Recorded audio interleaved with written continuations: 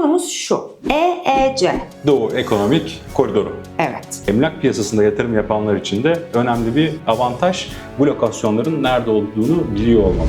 Evet, yani normalde işte Pattaya için bak tatil konuşurken, deniz işte eğlence falan konuşurken şu an konuştuğumuz konunun geldiği nokta çok daha başka bir nokta. Ülkenin Eminim. akciğeri olacak, akciğeri. Bir tatil yeri değil burası. Yatırım tarafındaki kazanç hem emlak potansiyeli tarafındaki avantaj buna yakın noktalarda olacak. Önümüzdeki 5-10 yıl içerisinde Pattaya'yı en çok ne değiştirecek? Çok daha özel, çok daha tertemiz, şahane noktalar olacağını düşünüyorum. Dolayısıyla benim gözüm hep oralarda şu an. Bugünden yatırım yapmanın gelecekte çok büyük avantaj sağlayacağını düşünüyorum. Pattaya'da bu yok.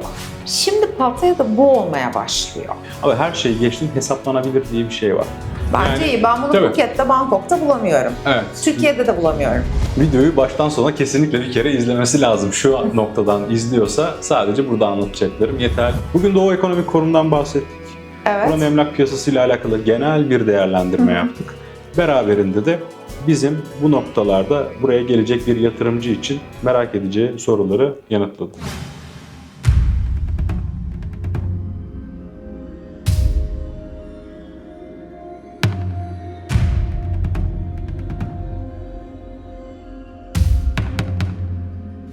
Merhaba Burak. Merhaba Şeyda. İyi misin? İyiyim, sen nasılsın? İyiyim ben de. Geçen hafta Gülşah Hanım'daydık. Bu hafta da Buradayız. evet. Şimdi bu hafta konumuz birazcık aslında yaptığımız içeriklerden biraz farklı olacak. Aslında çok da birbirine bağlı ama genel olarak Türk içeriklerde bulamayacağımız, yurt dışında yabancı içeriklerde çok fazla adından bahsedilen bir konu hakkında konuşacağız. Konumuz şu. EEC. Doğu Ekonomik Koridoru. Evet. Neden son dönemde insanlar Pattaya'dan ve Doğu Ekonomik Koridoru'ndan bahsediyor? Bunun önemi nedir? Burası neresidir? Senden bununla alakalı bir bilgi vermeni istiyorum. Şimdi dünyada insanlar genel olarak her zaman bir yöne ivme varsa, bir yöne hareket varsa bununla alakalı değerlendirmede bulunur. Kendini ona göre pozisyonlandırır ve bununla alakalı haberler, medya, öne çıkarmalar bizim kulağımıza gelir. Daha sonrasında biz kendi aramızda konuşuruz ya da buna göre hareket ederiz. Aslında bunlar dünyanın en büyük etkileyicileridir. Bu lokasyonda da yatırım bazında son dönemdeki yüksek artış, bu potansiyelin hem yatırımcı hem de konaklayan açısından da artışı buraya bir yönlenme sağladı. İnsanların buraya gelmesini, şirketlerin burada kurulmasını, fabrikaların burada artışını, yatırımlarının artışını. Dolayısıyla yabancı kaynaklar bugün bu konu üzerine çok fazla içerik paylaşmaya, haberlerde bu konuyu görmeye, bununla alakalı alınacak aksiyonların, hareketlerin devlet projeleri kapsamında da geliştirildiğini görüyoruz. Bu da ister istemez bu konuya bizi çekiyor. Bu konuyla alakalı bunun nereden geldiği, nasıl olduğu, tarihinden çok kısa bahsedebilirim istersen. Ve daha sonrasında ne olduğunu anlayıp ona göre devam ederiz. Öyle Evet, ben de ilerleyelim sana mi? tam bunu soracaktım. Tamam. Bu çok yeni bir bilgi mi yoksa işte geçmişte yok vardı canım, da olur mu? işte biz Tabii mi ki. duymadık, insanlar duymadı mı falan gibi bir soru soracaktım. İyi oldu söylediğin. Bence hemen tarihinden Çok bahsettim. net bir şekilde açıklanabilir şekilde söylüyorum. Doğu Ekonomik Koridoru. Aslında buradaki Doğu güzel bir coğrafi konum belirliyor. Tayland genel olarak merkezini birçok iş piyasası, geliştirme ve üretim anlamında Bangkok merkezli bir piyasada var oluyor. Dolayısıyla Bangkok'un doğu kıyısında Tayland Körfezi'nin doğusunda yukarıdan aşağı doğru Chachoengsao, Chonburi ve Rayong bulunuyor. Bu üç şehir de bu kıyı hattında Tayland'ın tarım ülkesi olduğu 1980'li yıllar sonrasında artık biz de üretime geçelim, biz de sanayiyi canlandıralım adımlarıyla harekete başlattı ve stratejik olarak körfez olduğu için ürettiği varlığını dağıtma potansiyeli de konforlu bir körfez alanında yer alan 3 şehir olduğu için burayı hedefliyor. Burayla alakalı bir proje geliştiriyor. Burada üretim yapacak. Çünkü aynı zamanda burada petrol de bulunuyor, doğal gazlar da bulunuyorlar. Dolayısıyla lokasyon olarak şahane bir nokta. Şimdi bunu yaptıktan sonra, bunu planladıktan sonra proje haline döndükten sonra bütçesel yeterliliği olmadığı için diyor ki ben bunun için bir bütçe bulmalıyım. Dünya Bankası'na başvuruyor ve Dünya Bankası onun teklifini bu finansal ve ekonomik açıdan faydalı olduğunu görmüyoruz diyerek reddediyor. Dolayısıyla bu bir askıda kalıyor 1980'li yıllar. 1982 ve 85'li süreçler içerisinde Japonya'nın da zaten biliyoruz dünya çapında Honda gibi, Mitsubishi gibi önemli araç firmaları var. Bunların üretimindeki kendi ülkelerinde yaptıkları üretim ve dış hatlarda yapacakları üretim potansiyeli değerlendirildiğinde lokasyon olarak Tayland'da bunu konumlandırabilecekleri bir lokasyonu onlara avantaj sağlayacağı ve bir ortaklık. Kredi de veriyorlar, fabrikalarını da kuruyorlar, üretim tesislerini buraya getiriyorlar ve yıllardır burada sürece devam ediyorlar. Bu yıllar içerisinde de bu bölgede bazı şehirler hem konaklama olarak avantaj sağlıyor hem de Tayland piyasasına ciddi ölçekte fayda sağlayan yatırımlar getiriyor. Yıl 2016'lara geldiğinde artık o zaman temelleri atılmış bu proje artık Tayland, çünkü o dönemde bunu Tayland 3.0 olarak tanımlıyorlar. Daha sonrasında Tayland 4.0 versiyon atladıkları noktada artık daha teknoloji, çip üretimi, e-ticaret artık dünyanın temeli. Dolayısıyla Alibaba gibi, gene çünkü Alibaba'nın da bu koridorda bir yeri var. Körfez çok değerli bir nokta. Ulaşım, lokasyon avantajı, coğrafi avantaj dünya üzerinde çok değerli. Dolayısıyla bu konuma birçok firma geliyor. Bugün BYD var Rayong'da. Bugün yine CP, Tayland'ın öncü markalarından bir tanesi. Bütün çoğu yem üretim tesisi olsun, tavuk üretim tesisi olsun. Hatta biliyorsun CP'den yine bahsedeceğiz. Bu projeyle çünkü onların da bağlantısı olacak ilerleyen noktada. Birçok firma bugün burada. Tabii bu şu anlama geliyor. Birçok firma, sanayi, fabrika buraya gelince insanlar da kendilerine yaşayacak bir alan ihtiyacına geliyorlar. Yani bugün Tayland'ın bu projeyi istediği noktaya getirdiğinde, yeterli yatırımcı sayısına ulaştığında 500.000 civarı bir potansiyel yetkin çalışanın buraya geleceği bekleniyor. Burada mühendisler var, teknisyenler var, nitelikli elemanlar, personeller var.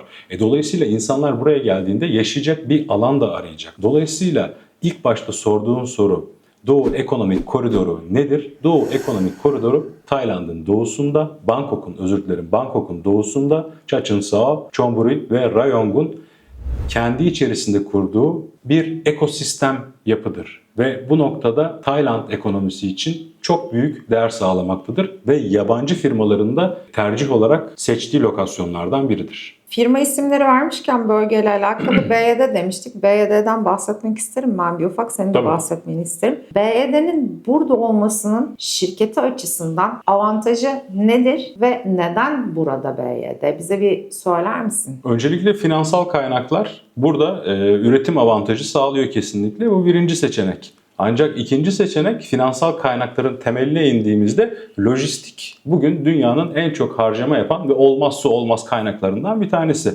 Bugün Türkiye'de ve Avrupa'nın birçok şehrinde insanlar BYD araçlara binebiliyorsa, avantajlı fiyatlarla da bu araçlara ulaşabiliyorlarsa BYD'nin üretim tesisinin lojistik imkanları sağlayabilecek stratejik bir noktada olmasından kaynaklanıyor. Dolayısıyla Rayong'da bir eğer tesisi varsa BYD'nin bugün oradaki ürettiği araçları çok kolay bir şekilde Türkiye ve Avrupa'ya yönlendirebilir, gönderebilir ve bu da BYD'nin pazarını genişletmesi için avantajlı bir noktada üretim tesisi kurduğunu gösteriyor bize. Evet, Tayland bu açıdan çok kritik bir noktada. Bu noktada aslında değerli. BYD Tayland için Körfezi çok çünkü değerli. Çünkü BYD burada montajını yaptığı ürünlerin tamamını Avrupa'ya gönderiyor. Yani Çin'den Avrupa'ya gönderim yapmıyor. Tayland'dan Avrupa'ya. Dolayısıyla bu noktada Tayland gerçekten çok önemli, çok kritik ve BYD açısından da çok avantajlı bir konumda. Kesinlikle. Yani önemli bir kapı oluyor. CP kısmına geçeceğim ama ona geçmeden önce minik bir hatırlatma olacak. CP'yi biz Türkiye'den de biliyoruz. CP Piliç. Evet. Yani Türkiye'de CHP hatta pilinç. aynen CHP piliç bu arada. Bu arada BYD'nin yanı sıra GWM de burada aynı sistemde, BYD Kesinlikle. sisteminde çalışıyor biliyorsun. Onu da önemsemek lazım çünkü GWM de Çin'in çok önemli bir markası. Yakında potansiyeli Elektrikli- Türkiye'de gidecek büyük ihtimalle o araç. Muhtemelen. Avrupa'ya da dağılacak. Çünkü o pazar hacminde halen istediği konumuna ulaşamadı. Evet, Çok ender var. yani SUV grubunda çok önemli araçları var ve GWM elektrikliden ziyade daha çok benzinli ve dizel araçlar Kesinlikle, tarafında evet. üretimde çok önemli bir yere sahip ama elektrikli araçları da artık var biliyorsun. İşte bu çok belki Türkiye'de yok şu an için araç ama hani Good Cat, Ora. Bu çok tatlı Evet. da bir arabası var. Çok bizim pazarda aslında Çok, kabul görecek çok kabul standartta görecek, ve tasarımlı çok tatlı. araçlar. Yani elektrikli segmentte Mini Cooper'a rakip bir arabası bence görsel anlamda. Hani Mini Cooper sevenlere bence çok hitap eder. Daha ekonomik Kesinlikle. falan. Neyse araba tanıtımı yapmayayım. Ben Evet. o arabayı seviyorum. Benim hoşuma gidiyor biliyorsun. O yüzden onu da arada hatırlatmak istedim. CP kısmına gelince de biliyorsun CP ile benim hikayem var. Hani Tayland'a ilk geldiğimizde ben CP'yi gördüğümde çok gururlanmıştım.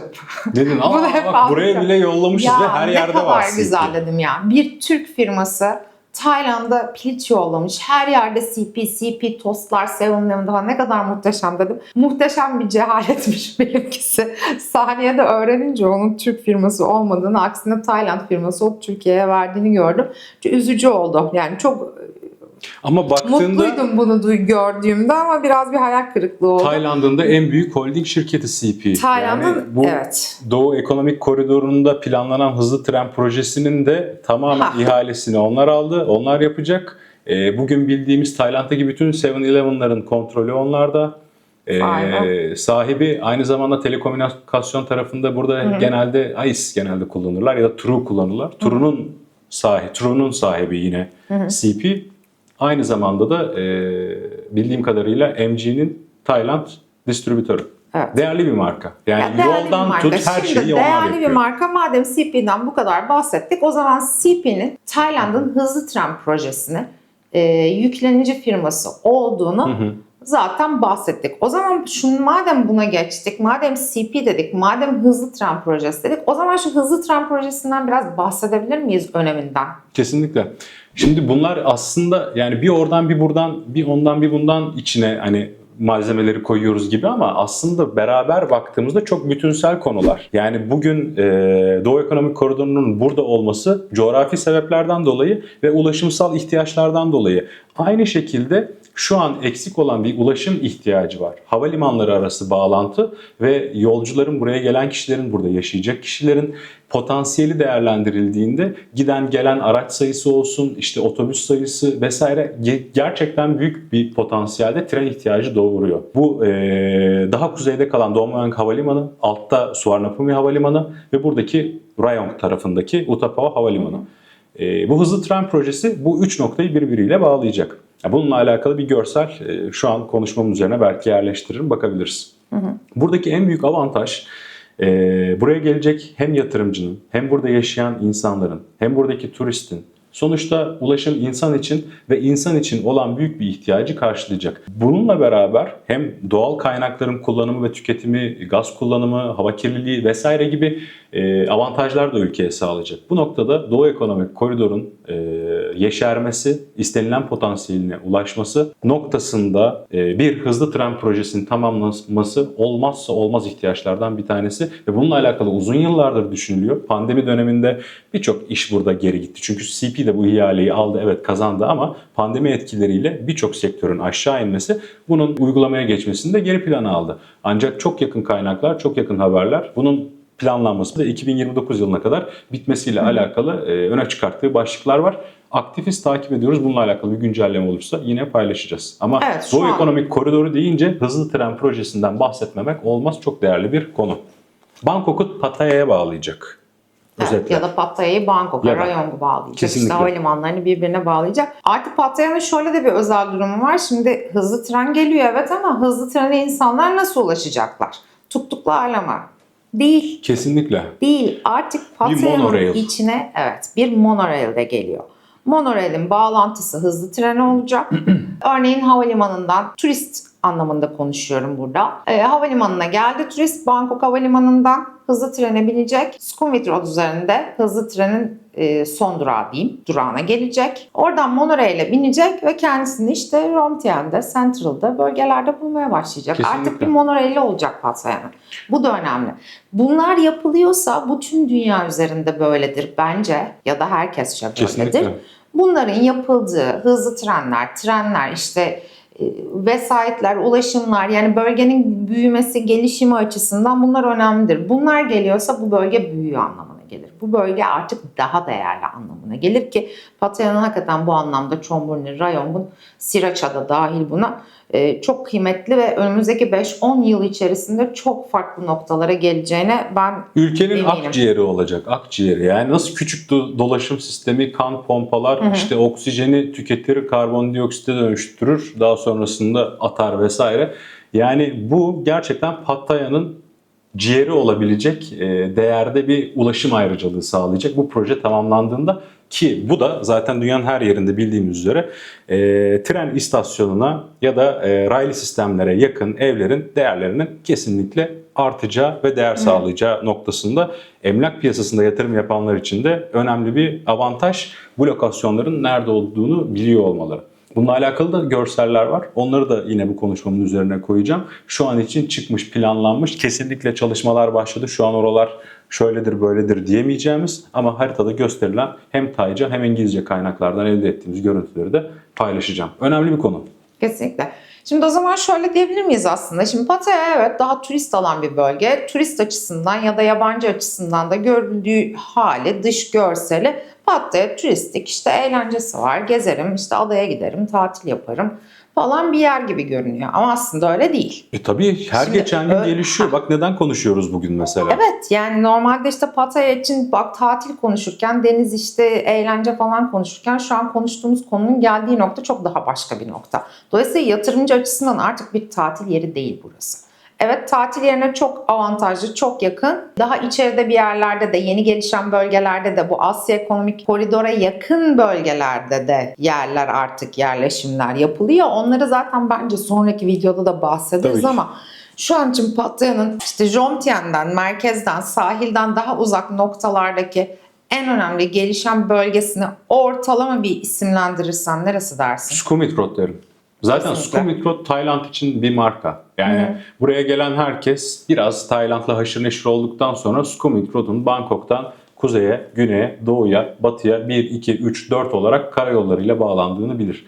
Dolayısıyla bunu aslında bir ana arter olarak düşünebiliriz. Yani az önce demiştim ya, canı, kanı, akciğeri vesaire diye. Her şey buradan dağılıyor. Dolayısıyla yeşillenme hem yatırım tarafındaki kazanç hem emlak potansiyeli tarafındaki avantaj buna yakın noktalarda olacak. Bugüne kadar Pattaya'nın gerçekten tatil ve turizm beldesi, eğlence lokasyonu olmasının dışına çıkmasının sebebi de zaten Doğu Ekonomik Koridor'da yapılan gelişmeler, buradaki yatırımlar, buradaki fabrikalar, buraya gelen çalışan mühendisler ve birçoğunun aslında artık yaşam alanı arıyor olması. Bu noktada lokasyonlar, fabrikalar iş yaparken insanların yaşayacağı ihtiyaçları karşılayacak, altyapısını sunacak potansiyel olarak da Sriracha güzel bir lokasyon. Pattaya çok keyifli bir lokasyon. Bu noktada zaten birbirine yakınlar. Bu arada kalan bütün boşlukların ve bu Sukhumvit Road civarında olacak bütün lokasyonlarında artık beyaz yaka dediğimiz işte tanımlamayı ne şekilde yaparsanız gerçekten burada kalan yaşayan insanlardan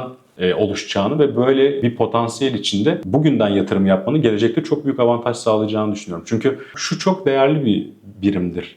Ulaşım bir noktaya geliyorsa ve bunun sebepleri arkasında az önce bahsettiğimiz Doğu Ekonomik Koridoru gibi bir avantajla birlikte sunuyorsa bu bölgelere yatırım yapmak, buradaki projeleri incelemek, emlak sektörü bazında konuşuyorum.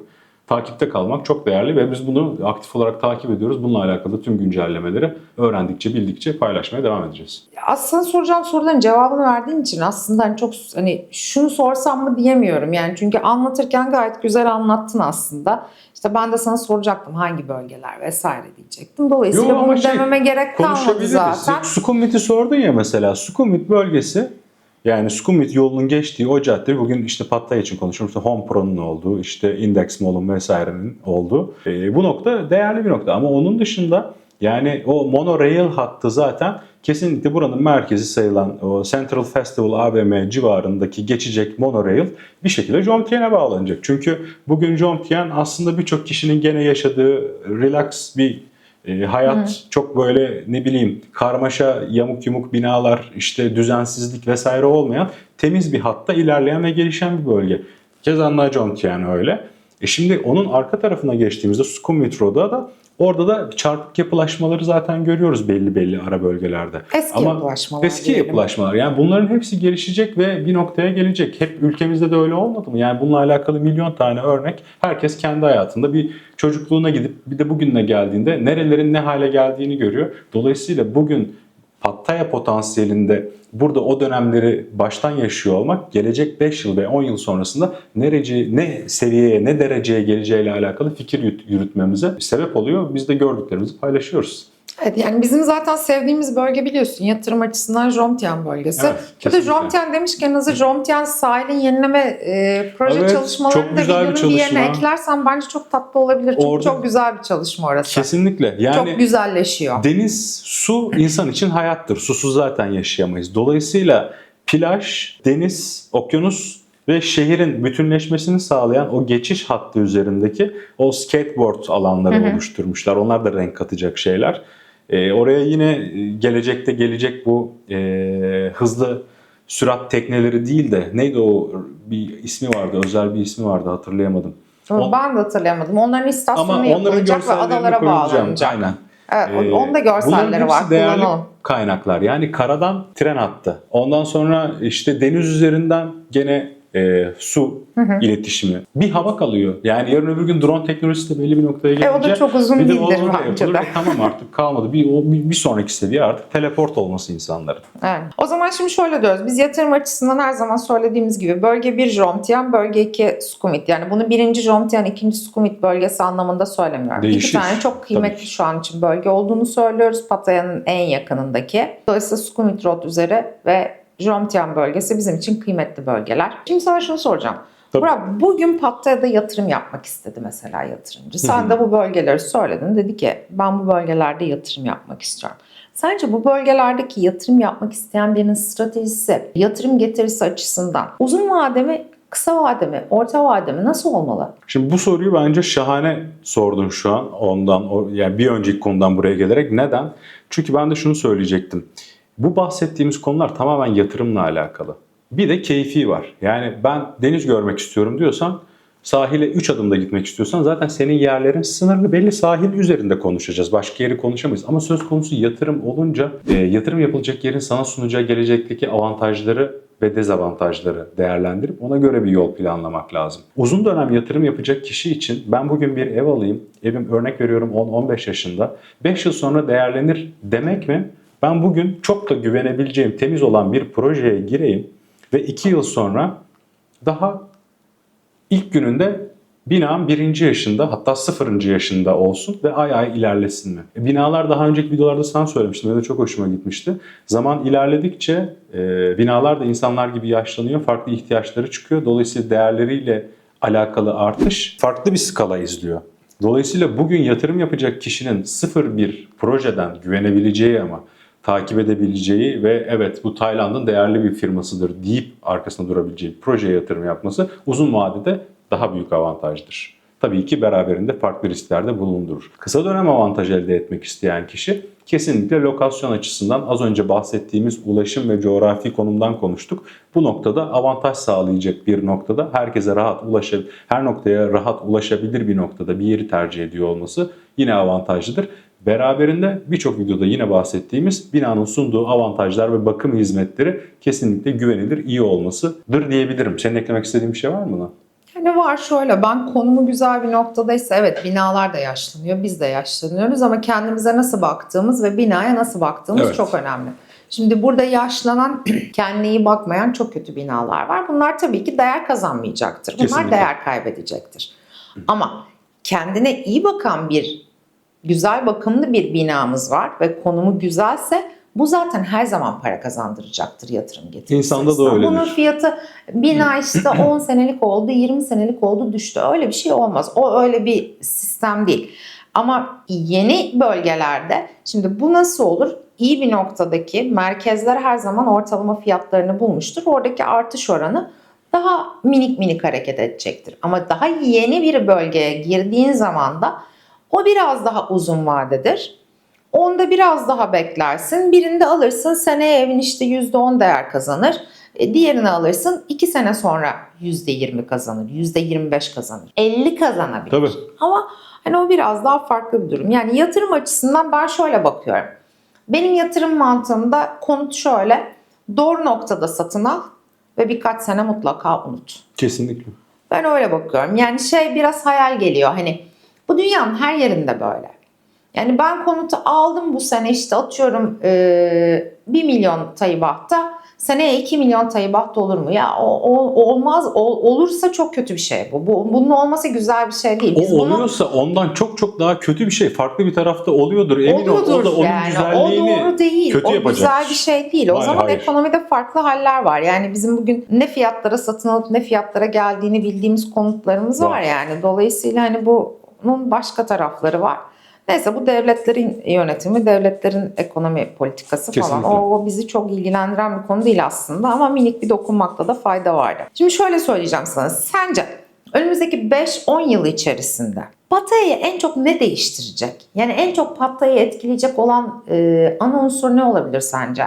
Yaşam şekilleri.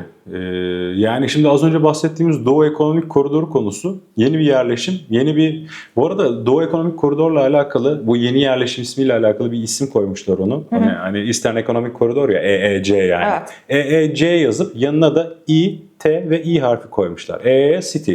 Yani o bölge aslında yeni bir yerleşim bölgesi olacak. Bu tarz bölgelerin oluşması demek orada farklı sosyal aktivitelerin, onların ortak farklı alışveriş merkezleri, onların ortak farklı restoran caddelerinin olması vesaire anlamına. Şu an Pattaya'da böyle birkaç yeni bölgeler var gelişen. Dolayısıyla 5-10 yıl içerisinde böyle bir potansiyelden bahsettikten sonra bunun çevresinde yapılan yerleşimin sunacağı sosyal avantajlar ve yaşam ayrıcalıkları kesinlikle insanları bu bölgelere çekecek ve insanlar eğlenmek için ya da ne bileyim belki bir deniz kenarında bir şeyler yemek için o noktalara gider hale gelecek. Dolayısıyla değer kavramı denizin var olduğu yer değerlidir'in ötesinde yaşam ayrıcalıklarının daha avantajlı ve daha konforlu olduğu yerler daha değerlidir noktasına gideceğini düşünüyorum. Ve burada oluşturulan projeler ve buradaki yaşam alanlarının daha şu an kontrol edilebilir. Eski binaların, mülklerin engeliyle uğraşma durumu da olmadığı için çok daha özel, çok daha tertemiz, şahane noktalar olacağını düşünüyorum. Dolayısıyla benim gözüm hep oralarda şu an. Yani senin de düşünceni almak önemli bu noktada. Yani şöyle Türkiye'den örnek veriyorum. Beyaz yaka işte mavi yaka neyse hani o yaka. Yakası artık neyse insanları tanımlarken iş anlamında. Maslak'ta çok fazla merkezler var. Binaların işte firmaların merkezleri vesaire. Çok fazla çalışan bir kitlesi var. Ama bu insanlar Maslak'ta oturmuyorlar. Tabii Gayrettepe'de öyle. Yani kaç kişi Gayrettepe'de? Yani, var tabii de işte. Var evet daha arka sokaklarında. Maslak'ta daha arka sokaklarında var. Daha işte Sarıyer'e inen taraflarında var vesaire. Oralar daha iş merkezleri. Şimdi Bangkok'ta bu noktada böyle. Bangkok'ta daha merkez ofis çalışanlarının olduğu ama o merkez ofis çalışanlarının etrafında tıpkı Türkiye'de de olduğu gibi daha işte belli bir mesafede işte metroların olduğu için ulaşımlarının kolay olduğu. Yani bizde mesela şöyle örnek vereyim yani Beylikdüzü'nde oturup Maslak'ta çalışan insan sayısı oldukça fazla. Çok. Pattaya'da bu yok. Şimdi Pattaya'da bu olmaya başlıyor. İşte atıyorum Sukhumvit Road üzerinde oturup Doğu Ekonomik Koridoru'nda çalışan. Yine Sukhumvit Road üzerinde oturup ekonomik olarak Bangkok'ta kirayı ödeyemeyecek ya da Bangkok'ta ev satın alabilecek bütçeye erişememiş işte o hani Bangkok'ta işe gidip tekrar geri dönebileceği bir konum oluşuyor. Dolayısıyla Pattaya nüfusunun önümüzdeki yıllarda ben çok artacağını düşünüyorum. Ve Pattaya hibrit bir bölge. Bu çok önemli. Çok. Bangkok bu değil. Pattaya şöyle, Pattaya burada hem tatil, hafta sonu Bangkok'ta yaşayanların tatile geldiği bir yer burası zaten. Dolayısıyla bu noktada da Pattaya'nın böyle bir durumu oluşacak önümüzdeki 5-10 yıl dersek ki ben son artık yıllarda her şey çok hızlı ilerliyor. Teknoloji de aynı şekilde. Bazı şeylerin 5-10 yıl dediğimiz vadedeki herhangi bir konudaki zaman tanımı açısından çok uzun olduğunu düşünüyorum. Dolayısıyla maksimumda hani 10 yıl biraz fazla geliyor bana ama 5 yıl içerisinde ben Pattaya'nın bu konuma tamamen geleceğini düşünüyorum. Pekala o zaman şöyle diyelim. Bugün Tayland'da yatırım yapmamış birisi seni izliyor izleyicilerimizden. Bütün yatırımcılarımız izlemiyor tabii ki yani. Tabii ki. O kadar... Ya da bu videoyla denk geldik ilk defa. Yani ilk defa denk geldik. Sence Tayland'da bugün yatırım yapmamış birisi seni izliyorsa ilk adım olarak ne yapması lazım? Videoyu baştan sona kesinlikle bir kere izlemesi lazım. Şu noktadan izliyorsa sadece burada anlatacaklarım yeterli değil. Bununla alakalı diğer alternatif içeriklerimiz de var. Ama dünya genelinde mantık çerçevesinde ilerlenildiği vakit kişi satın alacağı gayrimenkulü, yatırımı, aracı hangi ülkede yapıyorsa ilk önce o ülkenin hukukunu ve o ülkeyle alakalı hukuki hakları nedir konusunda emin olması lazım. Bununla alakalı kendi bir araştırma yapabilir ya da burada bize danışabilir. Biz buradayız, severek yardımcı oluruz. Ya da farklı alternatif birimlere başvurabilir. İlk önce bu güvenlik, ben neyi alabilirim, hangi evler benim hakkımdır konusu var. Bundan çok bahsettik zaten. Tayland'da özetle kondominyum %100 mülkiyet hakkıyla yabancı kotasındaysa alabiliyorsunuz. Bu evleri almanızı tavsiye ediyoruz. Bizim web sitemizdeki zaten bütün konutlarda bu kapsamda. Onun dışında bölgeyi iyi araştırması lazım. Yani burayı ortalama bilip bir fikir sahibi olması lazım. Yani sadece belli bir üçgen içerisinde bu noktada, Pattaya'da, burada bu var. Bunun dışına çıkmak lazım. Yani abi gözleri açmak lazım. Bir çevreye bakmak lazım. Dolayısıyla eğer bir yatırımcı burada bir şey almak istiyorsa kesinlikle Pattaya'yı iyi tanıması gerekiyor. Bunun beraberinde nasıl bir yatırım yapması ve ne kadar bütçesi olmasını da çok iyi bilmesi gerekiyor ki en azından beklentilerini nerelerin karşılayabileceğini de bu sayede anlar. Bunu da yine bir araştırma noktasından geçirerek ulaşabilir. Bu noktada benim tavsiyem 1. Hukuki süreci iyi biliyor olması, 2. Pattaya'yı bu lokasyonu iyi tanıyor olması, 3. Beraberinde de bu noktada benim bütçem budur. Bu bilgilerim doğrultusunda bu tür evler vardır deyip bu bilgi çerçevesinde bize ulaşırsa ya da direkt bize ulaşırsa da bu bilgileri veririz ama bu araştırmayı yapması bence önemli. Senin eklemek istediğin bir şey var mı? Yani benim eklemek istediğim ekstra bir şey yok. Yani yatırımcı nasıl yatırım yapacağını biliyordur diye düşünüyorum. Büyük ihtimalle. Böyle yatırımcıysa tanımlı. Ama yok Yani şimdi nasıl şöyle de bir şey var. yapacağını Bize biliyordur ulaşan herhalde. birçok kişinin aslında bunu çok bilmediğini de görüyoruz. Yani ben Tayland'da Evet. yatırım yapmayı düşünüyorum. Yapılır mı diye bir soru aldık mesela. Daha dün konuştuk kendi aramızda. Evet, yani Tayland'da yatırım Ama bunu da çok neden ciddiye yapayım alınacak bir soru da var. olmadığı için hani bunu da çok üzerine konuşulmaya gerek yani yok Tayland'a bence. hiç gelmemiş biri olarak ben Tayland'da neden yatırım yapayım sorusu da var mesela. Çünkü neden Yani var? Tayland'da yabancılar ev alamıyor ki de var. Var. Yani Tayland'da ev almam için benim Tayland'da biriyle evlenmem lazımmış. Nasıl evlenirim bende var. Yani var oğlum, var tabii ki böyle Tabii. şeyler. Sen nasıl ama bir dünyadaysan o dünyanın sınırları içerisinde sorun olur. Ona göre de sorunun kalitesi de alacağın cevap da ona göre olur. Tabii biz kötü bir cevap verdiğimiz anlamına gelmiyor bu Yok, insanlara hayır ama yani. günün sonunda akıllı mantıklı hareket eden biri en azından bildiği, tanıdığı ya da en azından ilk adımda tanımaya motivasyonun olduğu bir ülkeyi seçer ve ona göre yatırımını yapar. Tayland'ın avantajı burada şudur. Asya içerisinde halen ekonomik avantajlı fiyatlarla mülk sahibi olabilme potansiyelini barındıran bir ülke her şeyin ötesinde. Bu noktada Tayland değerli. Evet, Tayland bu noktada değerli. Bu noktada Pattaya hepsinden daha değerli. Çünkü Pattaya henüz gerçek fiyatlarını satış anlamında bulmuş bir yer değil. En büyük konu. Burada Phuket'te ya da işte Bangkok'ta bir konut satın almak istediğinizde ROI'si 20 yılı bulurken tıpkı Türkiye'de bile, yani Türkiye'de 20 yıl ROI buluyorsanız zaten çok avantajlı falan diye bakıyorsunuz. Tıpkı oralarda da işte 20 yıl, Singapur'daki gibi 30 yılları falan bulmuşken Pattaya şu anda ortalama bir bütçede yurt dışında yatırım yapmak isteyen, yurt dışındaki yatırım nasıl bir şeymiş bunu deneyimleyeyim, buradan biraz gelir elde edeyim, döviz geliri elde edeyim diyen bir yatırımcı için ortalama bütçelerde Evet, çok uçmadan. çok uçmadan çok doğru bir nokta. Gelişim açısından da çok avantajlı. Yani bu şey gibi, bizim Güngören'de evimiz vardı Burak. Annem Güngören'de ev almıştı bize. Sonra ben Cihangir'de yaşıyordum. Cihangir'de yaşarken işte Cihangir'deki ev sahibimle konuştuğumda işte o bana fiyatları söylemişti mesela. Demiştim ki biz hani Cihangir Güngören ne kadar büyük bir fark var arasında, tahmin edemezsin yani o tarih içinde. Demiştim ki biz Güngören'deki evi buradaki Cihangir'deki evin 2 katı fiyatına satın aldık. Hani nasıl olabilir şu anda Cihangir bu fiyat demiştim.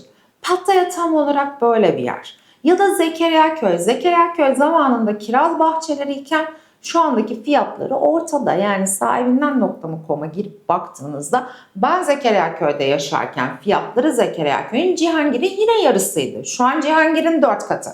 Yani dolayısıyla hani yatırım yapacağınız hani bu şey gibi birazcık hani hep işte benim dedemin bir tarlası varmış işte hiç kimsenin işte kuş uçmaz kervan geçmez yerdeymiş orada ya havalimanı gelmiş.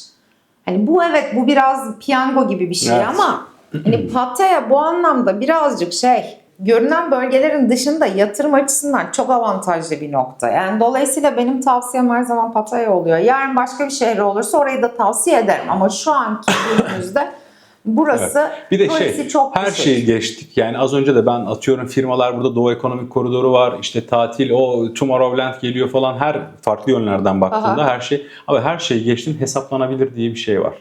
Evet. Yani hesapla ROI'si ile alakalı örnek veriyorum. Bu tabii ki bir daire ve bir daireyi karşılaştırmak olmamalı. Yani ben Pattaya'dan random farklı noktalardan 20 daire alayım. Bir de atıyorum Bangkok'tan alayım 20 daire. Ve hepsinin karşılığına böyle bir VS yapalım. ROI VS'si.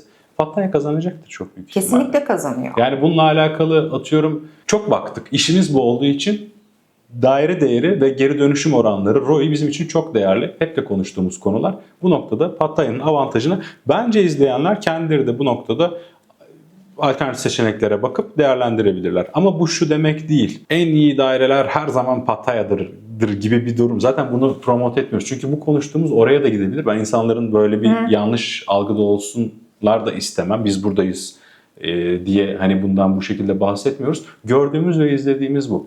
Tabii ki farklı yerlerde, farklı şehirlerde tercihte bulunmak isteyenlerin de avantajlı bulabileceği daireler kesinlikle vardır Tayland'ın birçok noktasında. Ama biz buradayız, bu pazarı inceliyoruz ve buradaki tecrübemizle, buradaki birikimimizle diğer pazarlarla da karşılaştırma yapıyoruz. Buna istinaden bunu söylüyoruz diye bunu ayrıca belirtmek istedim. Ben çok basit bir hesap yapıp bunu söyleyeceğim. Tabii. Sonra zaten ufaktan vedalaşalım artık. Gidelim, evet. Şimdi şöyle ROI dediğimiz için bu örneği vermek istiyorum. Pattaya'da 1.8 milyon Thai baht'ta bir konut satın aldınız. Bunu da en düşük sezonda kiraya verdiniz aylık 10.000 Thai baht'tan. Tamam. 10.000 Thai baht'tan kiraya verdiğinizde 1.800.000 Thai baht'ta aldığınız bir konutun ROI'si 15 yıl. Evet. Ya 10 yılda 1.2 milyon yapıyor zaten. 600 binlik kısmı kalıyor. O kısmı da geri kalan orada tamamlıyorsun. 15 yıl. Tam Aynen, 15 yıl. Evet. Yani tam 15 yıl ve yine söylüyorum düşük sezonda verdiniz. En minimumdan 10.000'den verdiniz. Thai baht'tan kira artışlarını falan zaten hiç konuşmuyoruz. Onlar ayrı bir konu. Tamam. 1.8 milyonluk konutun size geri dönüşü 15 yıl. Yani iyi mi değil mi bence izleyicilerin değerlendirsin. Bence iyi. Bence iyi. Ben bunu tabii. Phuket'te, Bangkok'ta bulamıyorum. Evet. Türkiye'de de bulamıyorum. Ya şimdi Türkiye'de bulabilme şansım yok böyle bir rakamı herkesin zaten. beklentisi ayrı. Kimi mesela şu tutumda da gelebiliyor. Ben ROI falan beni çok ilgilendirmez. Ben bugün örnek veriyorum evimi 100 bin dolara aldıysam 2 yıl sonra benim evim 130 bin dolar olur mu? Ya bununla alakalı bizim cevabı verebilmemiz için Ona geleceğe biz gidip cevap bir gelmemiz veremeyiz. lazım. Ama öngörülerimiz ve süreçle alakalı kazanımları paylaşıp onların tutumuna bırakılır. Çünkü yatırımcı son kararı verecek kişidir. Bu noktada biz avantajlarıyla ve faydalarıyla alakalı bilgi birikimimizi onlarla zaten paylaşıyoruz. Bugün Doğu Ekonomik Forum'dan bahsettik. Evet. Buranın emlak piyasasıyla alakalı genel bir değerlendirme yaptık. Beraberinde de bizim bu noktalarda buraya gelecek bir yatırımcı için merak edeceği soruları yanıtladık. O zaman bu hafta dediğin gibi konularımızdan bahsettik. Bence yatırımcılarımıza, izleyicilerine güzel bilgiler vermişizdir diye tahmin ediyorum. Ben hoşça kalın diyorum. Çok teşekkür ederim. Güzel sorular, güzel yanıtlar oldu. Kapatıyorum programı izninle. Kapatalım. World of Condos'un sunduğu Thailand of Smile bir programıyla daha bitti. Bir sonraki programda tekrar görüşmek üzere. Kendinize çok iyi bakın. Takipte kalın. Bay bay.